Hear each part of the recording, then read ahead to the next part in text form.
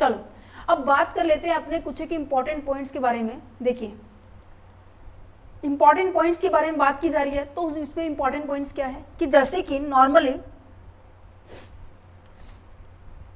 Normally हम बाकी head में करते आ रहे थे कि इनकम कैसे निकलेगी भाई। इनकम को निकालने के लिए आपको 2 कंपोनेंट्स की रिक्वायरमेंट होती है। कितने कंपोनेंट्स की रिक्वायरमेंट होती है? 2 कंपोनेंट्स की रिक्वायरमेंट होती है। एक तो आपके पास क्या होनी चाहिए? सेल्स होनी चाहिए जो कि आपकी रिसिप्ट को दिखाती है, राइट। दूसरा आपका क्या होता है? एक्सपेंसेस होते हैं, ठीक है। जब इसमें से मैं इसको माइनस करूंगी तो क्या मेरी इनकम जनरेट हो जाएगी। तो इसी तरीके से पीजीबीपी के अंदर भी इसी तरीके से कैलकुलेट किया जाता है कि कितनी हमारे पास सेल्स हुई है, कितनी हमारे पास क्या हुई है, एक्सपेंसेस हुए हैं, उनमें सब जब मैं इनको माइनस कर दूं तो मेरे पास क्या आ जाएगी? इनकम आ जाएगी। तो देखो कहते हैं, और हाँ दूसरी बात कि जैसे बाकी सभी हेड के अंदर खर्चों को दिखाने के लिए कोई अकाउंट प्रिपेयर नहीं करते थे, हाँ सैलरी हेड के अंदर स्पेशली इन खर्चों को माइनस करने के लिए standard deduction under section 16 sub section 1 में 75,000 की स्टैंडर्ड डिडक्शंस दी हुई है, ठीक है। और दूसरा हाउस प्रॉपर्टी हेड के अंदर स्टैंडर्ड डिडक्शंस दी हुई है आपको 24A के अंदर दी हुई है, नहीं दी हुई है 30% की जो फ्लैट डिडक्शन मिलती है on the net annual value के ऊपर। अच्छा, कैपिटल गेन हेड के अंदर आपको डिडक्शंस के लिए क्या दी जाती है? डिडक्शंस के लिए क्या दी जाती है ये भी हमने डिस्कस किया था चैप्टर नंबर 11 के अंदर। अब यहाँ पर बारी बात आ जाती है पीजीबीपी के अंदर जितने भी खर्चे होते हैं उनको आप शो करते हैं प्रॉफिट एंड लॉस अकाउंट के अंदर। कहाँ शो करते हैं? प्रॉफिट एंड लॉस अकाउंट के अंदर। डेबिट साइड सारे के सारे एक्सपेंसेस आते हैं, ठीक है, और क्रेडिट साइड सारी की सारी इनकम्स आती हैं। और इन दोनों के जो डिफरेंस होता है वो आपका या तो आपकी नेट प्रॉफिट हो सकता है, राइट, और या फिर आपका नेट लॉस हो सकता है। अगर इन केस नेट लॉस निकला आपका तो ऑब्वियस ही बात है लॉस के ऊपर तो ऑब्वियस ही बात है टैक्सेबिलिटी बनेगी नहीं। टैक्सेबिलिटी बनेगी किसमें? नेट प्रॉफिट में मिलेगी। तो नेट प्रॉफिट को निकालने के लिए हमें क्या प्रिपेयर करना पड़ेगा? Profit and loss account prepare करना पड़ेगा। क्यों प्रिपेयर करना पड़ेगा? क्योंकि जिससे हम ये पता लगा सके कि हमारा टैक्स बनता कितना है। तो यहाँ पर सारा खेल है नेट प्रॉफिट का, कि नेट प्रॉफिट में ऐसी कौन कौन सी आइटम है जो कि आप यहाँ पर शो कर सकते हैं। मीन्स कि जैसे कि आप अकाउंट के अंदर मर्चेंट अकाउंट जब बनाते थे, मीन्स कि आप एक्रूअल बेसिस पे बना देते थे, एक्रूअल बेसिस पे भी बनता था और कैश बेसिस पे बनता था। बट इनकम टैक्स डिपार्टमेंट ये कहता है कि जब भी आप प्रॉफिट एंड लॉस अकाउंट बनाएंगे पहली बात तो ये क्या होगा? कैश बेसिस पे बनेगा, और उसके अंदर वो खर्चे ऐड होंगे, ठीक है, वो खर्चे आपको अलाउड होंगे इसमें शो करने के लिए जो हमारी लिस्ट के अकॉर्डिंग है। हमारी लिस्ट दैट मीन्स 30 सेक्शन से लेकर 38 तक इसके बारे में एक्सप्लेन किया गया है कि प्रॉफिट एंड लॉस अकाउंट में कौन कौन से हम क्या कर सकते हैं, खर्चे दिखा सकते हैं। ऐसा क्यों कहा? ऐसा क्यों कहा? कंसेप्ट को समझना। ऐसा इसलिए कहा, अब देखो हर कोई चाहेगा, मैंने आपको बताया था जो भी आपका एसएससी होता है, ठीक है, जो भी एसएससी है वो चाहेगा कि उसकी कम से कम इनकम नजर आए। ऐसा क्यों कहेगा? ऐसा क्यों कहेगा? क्योंकि इनकम के ऊपर डायरेक्टली डिपेंड करता है कि आपका टैक्स बनता है। अगर इनकम जितनी ज़्यादा कम होगी उतना ज़्यादा कम आपका क्या होगा? टैक्स रहने वाला है। अगर आपकी इनकम बढ़ गई तो टैक्स भी क्या होगा? बढ़ गया। कोई इंसान चाहेगा कि वो ज़्यादा से ज़्यादा पैसा जो उसने खुद कमाया है वो गवर्नमेंट को दे? नहीं चाहेगा। तो वो क्या करने की कोशिश करेगा कि प्रॉफिट एंड लॉस अकाउंट में मीन्स की बिजनेस जो प्रोफेशन वाले जो लोग होंगे प्रॉफिट एंड लॉस का बैलेंस क्या करना शुरू कर देंगे? बढ़ाना शुरू कर देंगे, है ना। अपने टैक्स को कम करने के लिए 2 तरीके हैं। पहला तरीका, या तो आप अपने एक्सपेंसेस को मीन्स की अपने खर्चों को बढ़ा के दिखा दो, या फिर अपनी जो भी रिसिप्ट है, या मैं कहूँ कि सेल्स है, ठीक है, या मैं कहूँ रिसिप्ट है, उसको कम करके दिखा दो। इन दोनों तरीके से आपका टैक्स क्या बनेगा? कम बनेगा। तो ऐसे लूप होल्स का बेनिफिट उठाने के लिए सभी लोग तैयार थे। तो गवर्नमेंट ने, इनकम टैक्स डिपार्टमेंट ने स्पेसिफिकली 30 सेक्शन से लेकर 38 तक ये मेंशन किया गया है कि आप कितने खर्चे दिखा सकते हो, अगर दिखा सकते हो तो कितनी लिमिट तक दिखा सकते हो।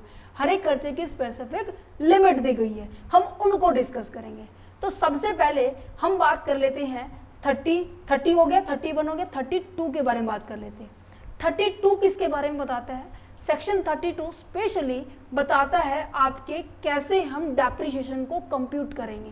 क्योंकि अब जब आप बात कर रहे हैं जब आप बात कर रहे हो कि आपको डेप्रिसिएशन का भी क्या मिलने वाला है, एक्सपेंसेस को अलाउड है कि आप प्रॉफिट एंड लॉस अकाउंट में दिखा सकते हो, राइट। ये नजर आ रहा है डेप्रिसिएशन, डेप्रिसिएशन नजर आ रहा है, ये दिखा सकते हो, तो इसके लिए भी क्राइटेरिया दिया गया है, ठीक है। ऐसे तो आप SLM मेथड से जब डेप्रिसिएशन निकालते हैं ना, सबसे ज़्यादा निकलते हैं, और जितना ज़्यादा आप डेप्रिसिएशन निकाल के यहाँ पे शो करेंगे तो उतना ज़्यादा क्या होगा, आपका प्रॉफिट कम आएगा। तो गवर्नमेंट कहती है SLM मेथड से नहीं निकालना, ठीक है, SLM मेथड से नहीं निकालना। किससे निकालोगे, WDV मेथड से। WDV मेथड का मतलब क्या है, return down value method. Means कि जैसे जैसे उसकी वैल्यू डिक्रीज हो रही है उसके ऊपर आप डेप्रिसिएशन लगाएंगे। पढ़ा था +1 क्लास के अंदर डेप्रिसिएशन का चैप्टर है। चैप्टर पढ़ने के बाद ये आपको समझ में आ गया होगा कि WDV मेथड के ऊपर आपका सबसे पहली बात तो क्या लगने वाला है, डेप्रिसिएशन लगने वाला है।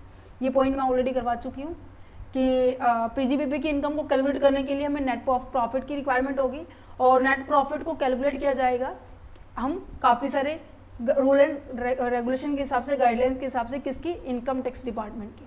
तो सबसे पहले रूल रेगुलेशंस आपके आ जाते हैं section 32, this is a depreciation. Depreciation में बोला गया है कि depreciation under the income tax act कैसे अलाउड होगा, कि प्रॉफिट एंड लॉस अकाउंट में आप तभी शो करते हो जब अगर आपने WDV मेथड से उसको यूज किया हो। अच्छा, दूसरा आपको अपने एसेट्स का ब्लॉक बनाना पड़ेगा। एसेट्स का ब्लॉक बनाने का मतलब क्या है, एसेट्स का ब्लॉक बनाने का मतलब ये है कि अगर हर एक चीज़ों की ना WDV में ना रेट दी हुई है कि इस एसेट्स के ऊपर इतने परसेंटेज लगेगा, इस एसेट्स के ऊपर इतने परसेंटेज लगेगा। जैसे कि आपके पास जो रेजिडेंशियल बिल्डिंग होती है ना, उसके ऊपर 5% क्या लगता है, डेप्रिसिएशन लगता है। अगर कोई कमर्शियल बिल्डिंग है उसके ऊपर 10% डेप्रिसिएशन लगता है। अगर आपको कोई फर्नीचर या फिटिंग है उसके ऊपर 10% डेप्रिसिएशन लगता है। अगर कोई मोटर कार है उसके ऊपर 15% डेप्रिसिएशन लगता है। अगर कोई प्लांट एंड मशीनरी है उसके ऊपर भी 15% डेप्रिसिएशन लगता है। कोई इंटेंजिबल एसेट्स है उसके ऊपर 25% लगता है। कोई पेट्रोलियम कंट्रोल इक्विपमेंट है उसके ऊपर 40% लगता है, या फिर कोई कंप्यूटर इंक्लूडिंग कोई भी सॉफ्टवेयर है उसके ऊपर 40% लगता है। ये आपको बच्चे लर्न करनी पड़ेगी, ठीक है। वैसे आपके एग्जाम के अंदर ये गिवन होगी, इन केस अगर गिवन ना हो तो आपको पता होनी चाहिए। तो WDV की तो ऑलरेडी गिवन होती है, क्या, रेट। इस रेट को आपको यूज करके आपके एसेट्स के ऊपर क्या लगाना पड़ेगा, डेप्रिसिएशन लगाना पड़ेगा। अच्छा, मैंने कहा कि मेरे पास 3 मशीनरी है, ठीक है, machinery number 1, machinery number 2, machinery number 3, इन तीनों की वैल्यू अलग अलग है पर इनका रेट तो सेम ही है ना। प्लांट एंड मशीनरी के ऊपर 15% लगता है। अब जैसे कि आप +1 क्लास में कर देते कि पहले एक मशीनरी के ऊपर डेप्रिसिएशन लगाया, फिर दूसरी मशीनरी लिखते थे, फिर तीसरी मशीनरी लिखते थे।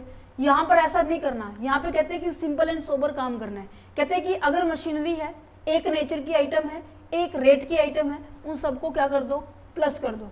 प्लस करने का मतलब क्या है, मान लीजिए कोई आइटम क्या है 3 लाख की है, दूसरी 2 लाख की, तीसरी 5 लाख की, तो टोटल हो गया 10 लाख। 10 लाख के ऊपर एक साथ लगा देंगे 15%, तो भी आंसर आपका सेम ही आएगा अगर जैसे इंडिविजुअल में निकालते थे। तो यहाँ पे कहते हैं कि WDV मेथड लगाना है। दूसरा आपको ब्लॉक ऑफ एसेट्स करना है। ब्लॉक ऑफ एसेट्स का मतलब क्या है कि सिमिलर नेचर की जो आइटम्स है, सिमिलर रेट की जो आइटम्स है, उनको इकट्ठा करना है और फिर उसके बाद डेप्रिसिएशन का कंसेप्ट लगना शुरू हो जाएगा, ठीक है। अच्छा, मैंने तो कह दिया कि मैंने आज 1 अप्रैल, मान लीजिए 1 अप्रैल 2024 को कोई सामान खरीदा था, ठीक है, और उसको मैंने पुट टू यूज किया है अब सितंबर के अंदर, सितंबर की 21 तारीख और 9वें महीने 2024 में मैंने उसको यूज किया है, ठीक है। तो यहाँ पर ये बात ध्यान रखनी है, डेप्रिसिएशन डिडक्शंस अलाउड तभी है, मीन्स की प्रॉफिट एंड लॉस अकाउंट में तभी आप दिखा सकते हो, अपने खर्चों को माइनस कर सकते हो। अब आप ये बात ध्यान रखना, तब जब मैं ये बोलूँ ना प्रॉफिट एंड लॉस अकाउंट में डेबिट करना, दैट मीन्स डेबिट करना, अपने खर्चों को दिखाना, खर्चों को दिखा के आप अपने नेट प्रॉफिट को कम कर सकते हो, ठीक है, समझ गए हो। मैंने कहा कि डेप्रिसिएशन तभी आप अलाउड कर सकते हो जब आपने वो एसेट्स क्या की होगी, पुट टू यूज की होगी। मीन्स कि ये नहीं है कि कोई मशीनरी लाए और लाने के बाद एज इट इज वो पैक हुई हुई है, आपने उसको इंस्टॉल नहीं किया तो आपको डेप्रिसिएशन भी नहीं मिलेगा।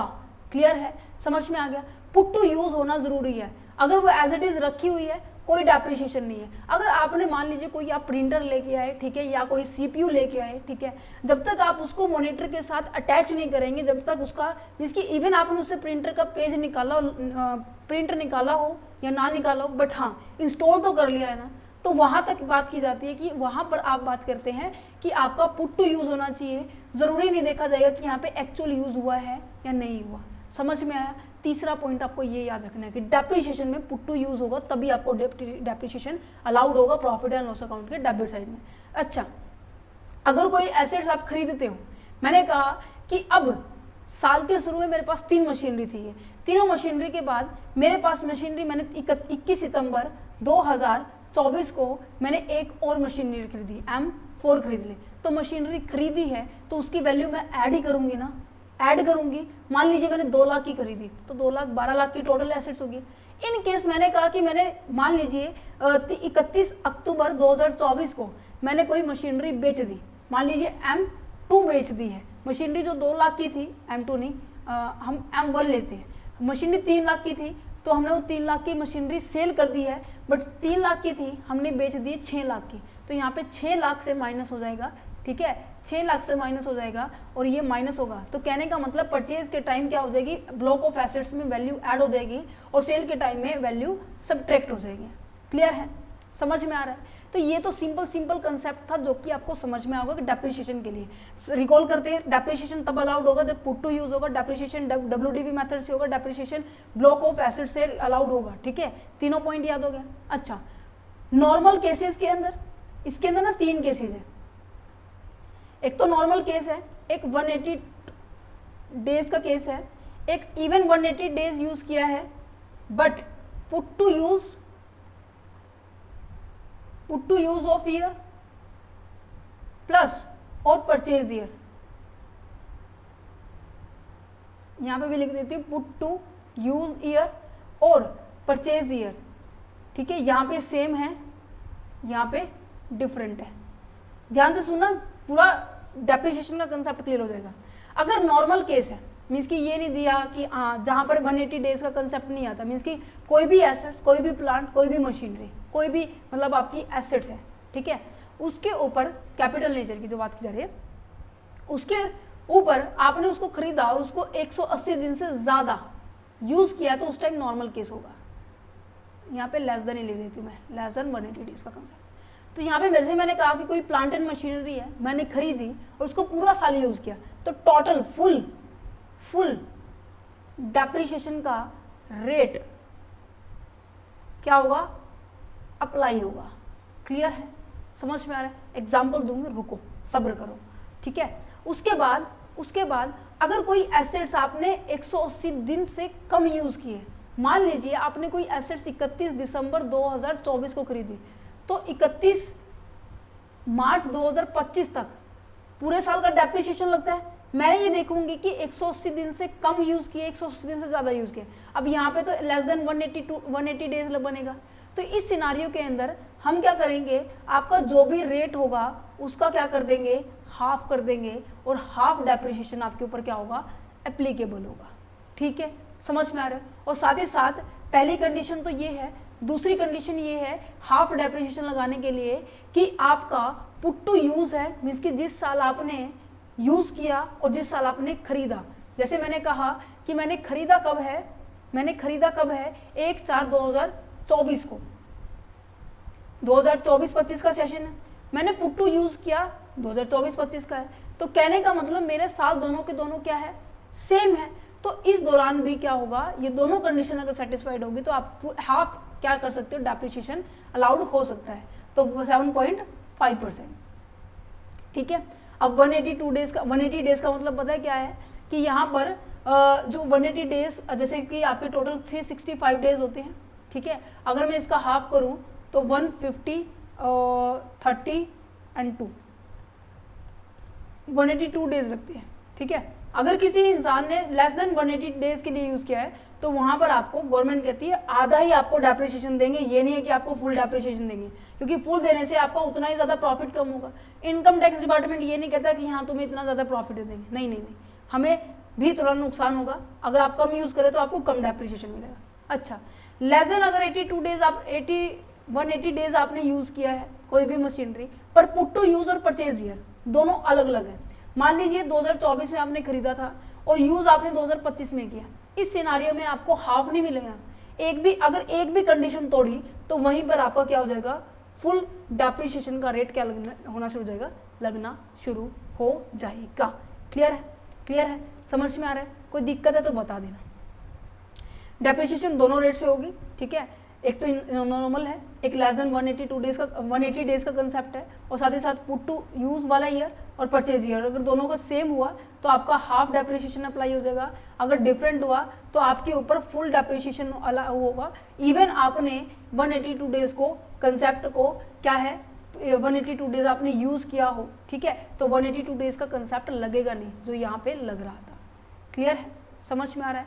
समझ में आ रहा है? तो ये इंस्ट्रक्शंस आपको यही लिखी हुई है, ठीक है। अच्छा, अब इतना समझ में आया। एक और बात जान लेते हैं कि पॉजिटिव और नेगेटिव बैलेंस के बारे में बात क्या कर रहे हैं। ये कह रहे हैं कि इन केस मान लीजिए आपने कोई सेल की, अब आपने क्या किया, आपने एसेट्स को परचेज किया था, सेल किया था, यहाँ पे एडलेस कर दिया, ठीक है। देन फाइनली मान लीजिए 6 लाख की एसेट्स मैंने सेल कर दी, उसके बाद वैल्यू कितनी बच गई, 6 लाख की बच गई। इस 6 लाख की वैल्यू को मैंने 8 लाख में बेच दिया है। कितने में बेच दिया है, सेल्स कर दिया है मैंने 8 लाख। इसको माइनस करूंगी तो बैलेंस मेरा कैसे आ रहा है, नेगेटिव में आ रहा है, पॉजिटिव में आ रहा है बच्चे, नेगेटिव में आ रहा है। तो कहने का मतलब जब भी बैलेंस क्या होगा, नेगेटिव में आएगा। क्यों आएगा? क्योंकि सेल बाद में सबसे आखिरी में लास्ट में लेस करते हैं। जितनी वैल्यू ऑन द स्पॉट रह गई है उसमें से हम सेल माइनस करेंगे, कितने का हमने सामान बेच दिया वो माइनस करेंगे। जैसे ही मैं 6 लाख में से 8 लाख को माइनस करूंगी तो 2 लाख मेरा क्या आ जाएगा, नेगेटिव बैलेंस आएगा, जो कि मैंने ज्यादा में बेचा, जितनी उसकी वैल्यू थी उतने में नहीं, उससे ज्यादा में बेचा तो प्रॉफिट होगा, तो ये गेन होगा मेरा। इन केस मैंने कहा कि सेल मैंने केवल 5 लाख में की है, जिसकी 6 लाख वैल्यू थी, 5 लाख में माइनस किया, 5 लाख से बेच दिया, तो पॉजिटिव बैलेंस है। पॉजिटिव बैलेंस ऑब्वियसली आपको नजर आ रहा है कि 6 लाख की जो एसेट्स थी मैंने उसको 5 में बेच दिया, तो नुकसान हो रहा है नहीं हो रहा है, तो पॉजिटिव बैलेंस आपके लॉस का सिंबल है, ठीक है। ठीक है, एक एग्जांपल लेते हैं, अभी लेते हैं, जो कि सेक्शन 50 के अंदर डिसाइड किया गया है। नेगेटिव बैलेंस है तो गेन होता है, पॉजिटिव बैलेंस है तो प्रॉफिट होता है, पॉजिटिव बैलेंस है तो आपका क्या होता है, शॉर्ट टर्म लॉस होता है, यहां पे लॉस आएगा। ठीक है, समझ पा रहे हैं? ओके, इनको ना रेक्टिफाई करना है, मैं इनको निशान लगा लेती हूँ कि आपको पीडीएफ में ये दिक्कत ना आए। जैसे कि यहाँ पे ऑनर की स्पेलिंग गलत है ना, सही है। चलो, एक एग्जाम्पल लिखा हुआ है कि एक प्लांट एंड मशीनरी है, जो 3 प्लांट एंड मशीनरी है, पहली प्लांट है, दूसरी प्लांट है, तीसरी प्लांट है। 1 अप्रैल 2019 को इन सबको मिलाकर मैंने इनका ब्लॉक बनाया हुआ है। ठीक है, इनकी ब्लॉक बनाए हुए तो इसे बोलेंगे ब्लॉक एसेट्स की वैल्यू कितनी है, 50 लाख है। ठीक है, मैंने एक प्लांट और खरीद लिया, मैंने कहा मैंने एक प्लांट और खरीद लिया 1/4/2019 को। ठीक है, ये पूरा ईयर बना देते हैं। 1 अप्रैल 2019 से शुरू हुआ था, 31/3/2020 को खत्म हो गया। इसने कहा 1 जून 2019 को मैंने सामान एक नई प्लांट और खरीद लिया, जिसकी वैल्यू क्या है, 10 लाख है। अब मैंने बताया था परचेज जब हम करते हैं तो हम क्या करेंगे, ऐड कर देंगे, तो हमने ये ऐड कर दिया। ठीक है, ठीक है। अब एट द एंड 31 मार्च 2020 को हम डेप्रिसिएशन कैलकुलेट करेंगे नहीं करेंगे, यस करेंगे। अब मैंने कहा कि मैंने अब डेप्रिसिएशन कैलकुलेट करूंगी तो यहाँ पर ये देखूंगी 50 लाख के ऊपर तो मेरा फुल वैल्यू लगेगा डेप्रिसिएशन, क्योंकि पूरे साल मैंने इसको यूज किया है। अब इसका चेकआउट करेंगे कि इसकी वैल्यू हाफ डेप्रिसिएशन पे होगी या फिर फुल पे होगी, कि 180 डेज का कंसेप्ट, ये 2 पता नहीं क्यों आ रहा है, रेजिडेंशियल स्टेटस का दिमाग से गायब ही नहीं हो रहा मेरे से, है 180 डेज से कम टाइम तक आपने इसको यूज किया है तो क्या होगा, आपका हाफ रेट लग जाएगा। बट यहाँ पर तो मुझे लग रहा है ज्यादा है, जून, जुलाई, अगस्त, सितंबर, अक्टूबर, नवंबर, दिसंबर, जनवरी, फरवरी, मार्च, मीन्स कि पूरे 10 महीने में अगर 30 दिन है तो 300 से ज्यादा दिन हो गए, राइट। तो यहाँ पर इसके ऊपर भी क्या लगने वाला है, फिर फुल लगने वाला है। तो मेरी वैल्यू कितनी थी, 60 लाख थी, राइट। तो 60 लाख के ऊपर मेरे पास 15% क्या लग जाएगा, डेप्रिसिएशन लग जाएगा। तो 15 गुना में 6 तो 90 और 0 से 2 0 कटूंगी तो बाकी बची 4 0 यहाँ जाएगी। मीन्स के 9 लाख रुपए क्या हो गया मेरे पास, डेप्रिसिएशन हो गया। ये क्या हो जाएगा, लेस हो जाएगा। ठीक है, ये इस साल के बाद नेक्स्ट ईयर में कन्वर्ट हो जाएगा।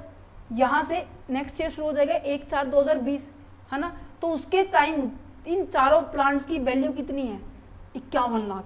ठीक है, 51 लाख मेरी वैल्यू होगी। मैंने कहा कि 31 दिसंबर, मैं यहाँ फिर बना रही हूँ अपना अकाउंटिंग पीरियड, 1/4/2020 से 31/3/2021।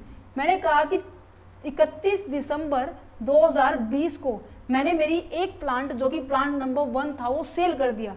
मैंने कहा कितने का सेल किया, इसने कहा 6 लाख का सेल किया। 6 लाख का सेल किया, प्लांट एंड मशीनरी आपके पास से गई या नहीं गई, तो इसको हम क्या कर देंगे, लेस कर देंगे। परचेज को मैंने ऐड किया था, सेल को मैंने लेस कर दिया। तो मैंने जैसे ही इसको लेस किया तो मेरे पास कितनी वैल्यू आ जाएगी, बताइए जल्दी से। अच्छा, आगे भी क्वेश्चन दिया हुआ है कि मैंने अप्रैल 1 जनवरी 2021 को एक और मशीनरी खरीद ली है, P5 मैंने खरीदी 1/1/2021 को। तो मैं इस जो परचेज किया उसको मैं ऐड कर दूंगी 5 लाख।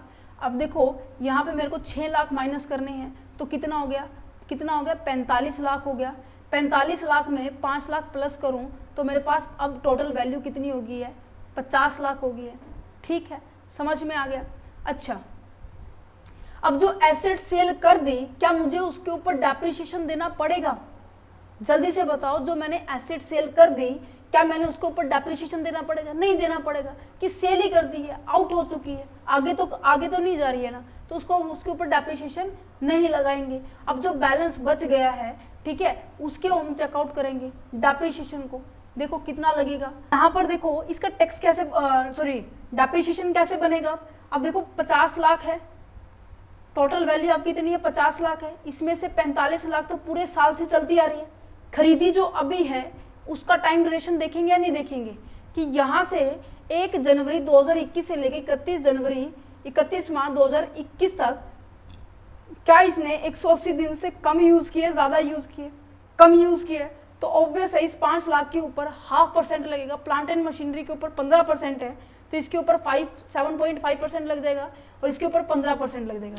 इसको अगर कैलकुलेट किया जाए 45 लाख के ऊपर 15% तो 6,75,000 कितना आ जाएगा, 6,75,000। और 5 लाख के ऊपर 7.5 किया जाए तो 7 × 75 तो ये 37,500 आ जाएगा। तो इनको मैं ऐड करूँ 500, 2, 1, 1 और 7,12,500 आ जाएगा। तो ये डेप्रिसिएशन हो गया। डेप्रिसिएशन में लेस करूँगी 50 लाख में से, ठीक है, 50 लाख में से मैं ये डेप्रिसिएशन जब लेस करूँगी तो मेरे पास बैलेंस कितना बन जाएगा नेक्स्ट ईयर का। ये वाला ईयर जब अब शुरू होने वाला है 1 अप्रैल 2000, मैं यहाँ लिख देती हूँ, ठीक है, 1 अप्रैल 2021 से 31 मार्च 2022 को। समझ में आया क्या, इतना समझ में आ रहा है। मीन्स कि आपको टाइम ड्यूरेशन भी देखना है और साथ ही साथ आपको ये भी देखना है कि कौन सी एसेट्स नई परचेज की जा रही है, कौन सी एसेट सेल आउट की जा रही है। ठीक है, नेक्स्ट जाता है आपका, मैंने कहा कि मैंने प्लांट नंबर 6 खरीद ली है, कब, 1 मार्च 2022 को। मीन्स कि आपने 31 मार्च 2022 को एंड होने वाला है। आपने कहा कि मैंने 1 मार्च 2022 को एक नया प्लांट खरीद लिया है। खरीदा है तो क्या होगा, ऐड हो जाएगा। That's it. No put to use in the same year. मैंने कहा कि मैंने उसको पुट टू यूज उसी साल नहीं किया, तो नहीं किया तो उस सिनारियो के अंदर आपका 180 डे का कंसेप्ट नहीं लगेगा, मीन्स कि हाफ ईयर का कंसेप्ट नहीं लगेगा। फुल डेप्रिसिएशन यहाँ पे क्या किया जाएगा, कैलकुलेट किया जाएगा। इज इट क्लियर, समझ में आ रहा है नहीं आ रहा है। अब यहाँ पर देखो, अब इसके ऊपर फुल लगेगा, पर तभी लगेगा डेप्रिसिएशन डिडक्टेबल तभी होगा जिस साल इसको पुट टू यूज करेंगे। अब इसको इस साल पुट टू यूज नहीं किया तो इसके ऊपर डेप्रिसिएशन भी नहीं लगेगा, तो इस अमाउंट के ऊपर तो डेप्रिसिएशन लगेगा नहीं। तो लगेगा किसके ऊपर, 42,87,500 के ऊपर लगेगा, जो ऊपर से अभी तक चलता आ रहा है। मैंने इसके ऊपर 15% कैलकुलेट करूंगी तो ये आपका 6,43,125,000 आपका डेप्रिसिएशन आ जाएगा। इसको मैं लेस कर दूंगी। अब जैसे ही मैं इसको लेस करूंगी मेरी रिटर्न डाउन वैल्यू आ जाएगी 1 अप्रैल 2000 नेक्स्ट ईयर की। आ जाएगी नहीं आ जाएगी, तो मैंने कहा कि मेरी जो वैल्यू है कितनी है ये 44,40,000, ठीक है, 44,40,375 है, ठीक है। 1 अगस्त को मैंने सारे के सारे प्लांट क्या कर दिए हैं, सोल्ड कर दिए। अच्छा कितने में सोल्ड किए, मैंने कहा 40 लाख में किया। मैंने जैसे ही इसको माइनस किया, माइनस करने के बाद मेरे पास पॉजिटिव बैलेंस आएगा नहीं आएगा, आएगा, 4,44,000 का आएगा। अब यहाँ पर देखो जितने की वैल्यू थी उससे कम में बेचा है, लॉस हो रहा है, राइट। तो नेगेटिव बैलेंस है, ये नेगेटिव बैलेंस है, तो ये आपका लॉस है। तो यही तो समझाना चाह रही थी कि डेप्रिसिएशन का कंसेप्ट कुछ इस तरीके से लगता है, ठीक है। समझ पा रहे हैं, समझ पा रहे हैं, ओके। चलो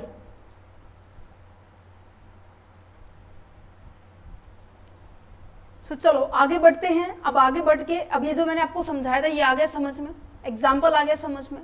देन अब बात आ जाती है कुछ एक केसेस के अंदर गवर्नमेंट कहती है कि आपको जो नॉर्मल डेप्रिसिएशन मिल रहा है ना, मान लीजिए प्लांट एंड मशीनरी के ऊपर 15% मिल रहा है, ठीक है, 15% की बजाय इसके अंदर आपको और डेप्रिसिएशन दे दिया जाएगा।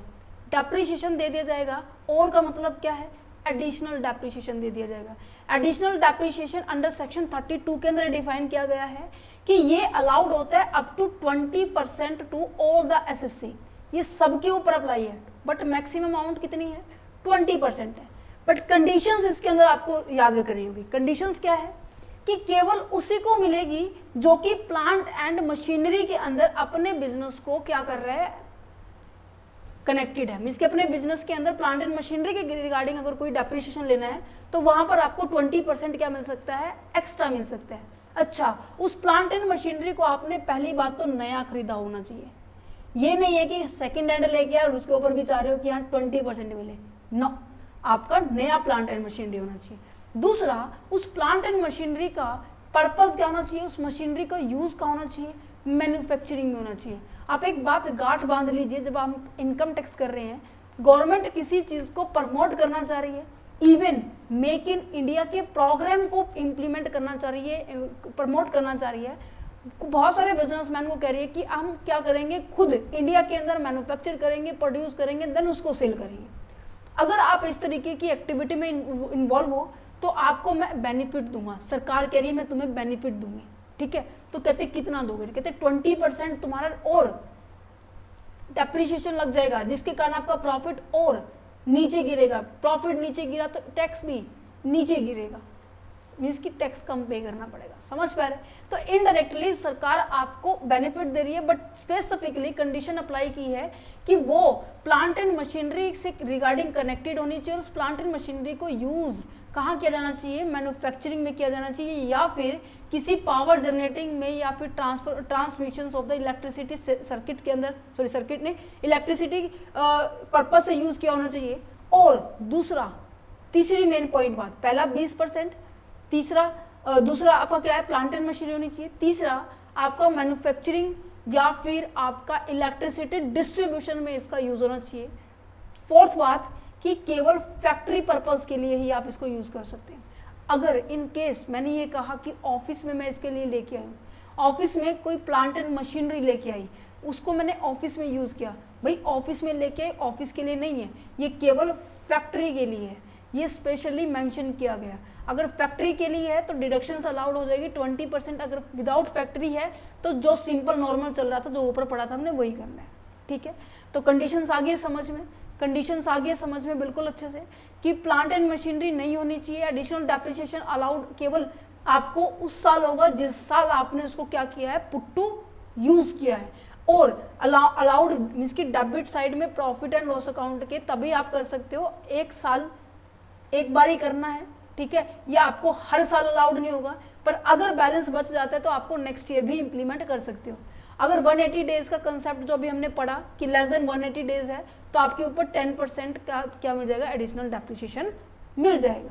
फॉर एग्जाम्पल जैसे कि आपने कोई मशीनरी खरीदी थी, वो भी 31 दिसंबर 2020 में खरीद ली, ठीक है, और 31/3/2021 में जब आप डेप्रिसिएशन कैलकुलेट करेंगे तो यहाँ पर 180 डेज का कम है, और वो प्लांट एंड मशीनरी है, कनेक्टेड मैन्युफैक्चरिंग से ही है फैक्ट्री में ही है, तो इस सिनारियो के अंदर जो नॉर्मल केसेस है 7.5 प्लस के 10% भी हो जाएगा।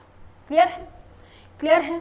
समझ में आ रहे हैं? समझ में आ रहा है? ये कंडीशन अगर है तो आपको एडिशनल डेप्रिसिएशन का क्राइटेरिया मिल सकता है, अदरवाइज नहीं मिलेगा। अदरवाइज वो लिस्ट मैंने आपको दे दी है, कोई सेकेंड हैंड मशीनरी है या फिर आप ऑफिस के प्रीमिसेस के लिए आप उसको यूज कर रहे हैं या फिर आपका कोई भी बिजनेस है ट्रांसपोर्टेशन का, व्हीकल का, इसलिए आप इनको यूज कर रहे हैं, तो इनके लिए अलाउड नहीं होगा।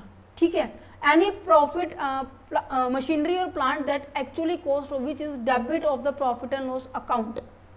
ये पॉइंट आपको समझ में आएगा आधे घंटे बाद। क्यों? क्योंकि आधे घंटे बाद हम टॉपिक करेंगे, किस चीज़ का टॉपिक करेंगे, हमारा सेक्शन नंबर आपका आ जाता है, एक सेकेंड, हाँ, आपका साइंटिफिक रिसर्च के अंदर ये पॉइंट आएगा। ठीक है? याद रखना इस पॉइंट को, लास्ट पॉइंट को। ठीक है? ओके। अगर आपका डेप्रिसिएशन आ जाए किस केस के अंदर? पावर जनरेटिंग यूनिट में होगा। पावर जनरेटिंग यूनिट का मतलब क्या है कि ऐसी कोई कंपनी है, ऐसी कोई बिजनेस है जो कि पावर जनरेटिंग यूनिट में अपने आप को कंट्रीब्यूट कर रहे हैं, तो उसके पास ऑप्शन है। ये ऑप्शन बस याद रखना है, केवल पावर जनरेटिंग के पास है। क्या कहते हैं? उनके पास ऑप्शन है कि वो WDV भी यूज कर सकते हैं, SLM भी यूज कर सकते हैं। ठीक है? ये आपके पास ऑप्शन है उनके पास, किनके पास? जो कि पावर जनरेटिंग यूनिट में अपने बिजनेस को ऑपरेट कर रहे हैं, तो उनके पास ऑप्शन है टू क्लेम द डेप्रिसिएशन इधर। अब ऑब्वियस सी बात है, इनके पास ऑप्शन हुआ जिसमें ज्यादा डेप्रिसिएशन क्लेम होता होगा उसमें वो ले लेंगे, क्योंकि जितना ज्यादा डेप्रिसिएशन लगेगा उतना प्रॉफिट को वो कम कर देगा। राइट? समझ पा रहे हैं? तो यहाँ पर SDV की तो WDV की तो परसेंटेज दी हुई है, SLM की कैसे निकालेंगे परसेंटेज? पता है आपको SLM की परसेंटेज कैसे निकालते हैं? SLM की तो परसेंटेज निकालते नहीं है। क्या, क्यों नहीं निकालते? क्योंकि SLM के अंदर तो डेप्रिसिएशन कैसे निकालते हैं कि जितनी भी टोटल कॉस्ट है हमारे पास, मान लीजिए मेरी प्लांट की वैल्यू 5 लाख है और मैंने कहा उसकी लाइफ कितनी है, मैंने कहा उसकी 5 साल लाइफ है, तो यहाँ पे कितना हो गया? 1 साल क्या है, हर साल 1 लाख से क्या होगा? डेप्रिशिएट होगा। अब 5 लाख की थी, पहले साल मैंने इसको 1 लाख से माइनस कर दिया क्योंकि पहले साल का डेप्रिशिएशन लग गया, फिर 4 लाख हो गया, 4 लाख के बाद फिर 1 लाख हो गया। मैं इसकी ऐसे करते करते 5 साल तक मैं इसको 1-1 लाख करके इसको माइनस करती जाऊंगी। तो SLM की डेप्रिशिएशन वैल्यू इस तरीके से निकालती है। क्लियर हुआ? डेप्रिशिएशन का कंसेप्ट हो गया आपका कंप्लीट। इवन लेंथी था बट इंपॉर्टेंट है, प्रोविजन आपके इसके अंदर एग्जाम के अंदर आती है। ठीक है? नेक्स्ट आता है computation of the PGBP income under the income tax act.